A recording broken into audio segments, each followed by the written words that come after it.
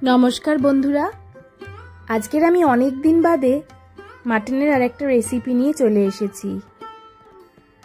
एई बर्षार मध्य गरम गरम माटनेर एई रेसिपिटा दिये परोटा बा रुटी आपनारा ट्राई करे देखते पारेन।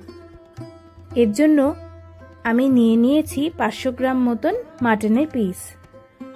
प्रथमे एई माटनेर पिसगुलो आमी प्रेसार कुकारेर मध्य निये सामान्य एकटू जल देब। जलटा एमन करे दिते हबे जास्ट पिसगुलो एकटू डुबे थाकबे, खूब बेशी जलेर प्रयोजन नेই।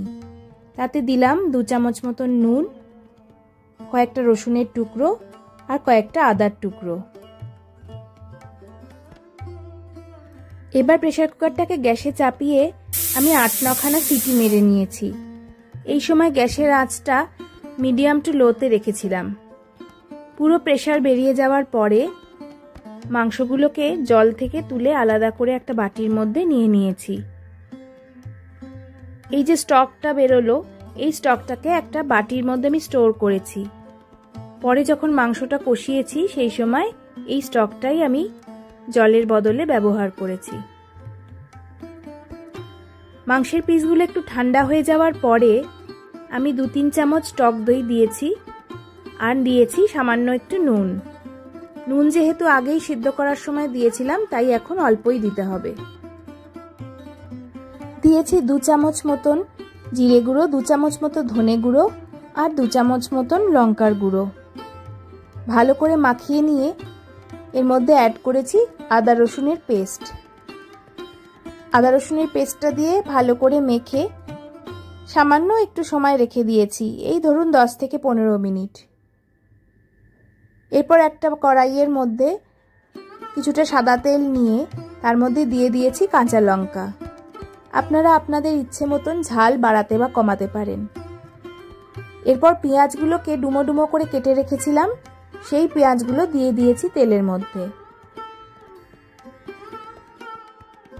পেঁয়াজগুলো কিছুক্ষণ ভাজা করার পরে এর মধ্যে দিয়ে দিয়েছি ম্যারিনেট করে রাখা মাটনের পিসগুলো। এই ম্যারিনেশনে সবকিছুই দেওয়া আছে তাই আলাদা করে আর এখানে কিছুই মেশানোর দরকার নেই। জাস্ট কিছুক্ষণ বাদে বাদে একটু খুন্তি দিয়ে নিচটা নেড়ে দিতে হবে, তা না হলে নিচে লেগে যাওয়ার চান্স আছে। আমি মাঝে মাঝেই একটু নেড়ে চেড়ে দিয়ে ঢাকা দিয়ে দিয়েছি আর আঁচটাকে কমিয়ে দিয়েছি। এইভাবে বেশ কিছুক্ষণ নাড়াচাড়া করে আর ঢাকা দিয়ে দিয়ে ভাজা ভাজা করার পর ওই যে মাটনের যে স্টকটা বেরিয়েছিল সেদ্ধ করার পরে সেই স্টকটা হাতায় করে করে 2-3 হাতা একটু মিশিয়ে দিয়েছি। আমি এমনি জল ব্যবহার করিনি, এই স্টকটাকেই জলের বদলে ব্যবহার করেছি।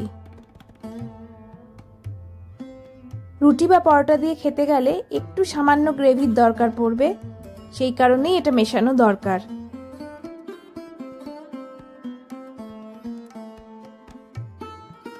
স্টকটা মেশানোর পর কম আঁচে ঢাকা দিয়ে 10-15 মিনিট রান্না করেছি, তারপরেই আমাদের এই মাটনটা রেডি হয়ে গেছে। এবার সার্ভিং এর পালা। গরম গরম জাস্ট টেবিলে সার্ভ করে দিয়েছি।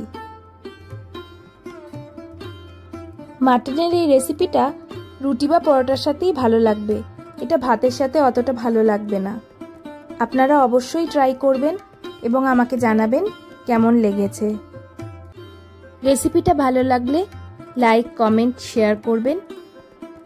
আপনারা সবাই ভালো থাকবেন, সুস্থ থাকবেন। আজ আসি, পরে আবার নতুন রেসিপি নিয়ে আপনাদের সামনে হাজির হব। নমস্কার।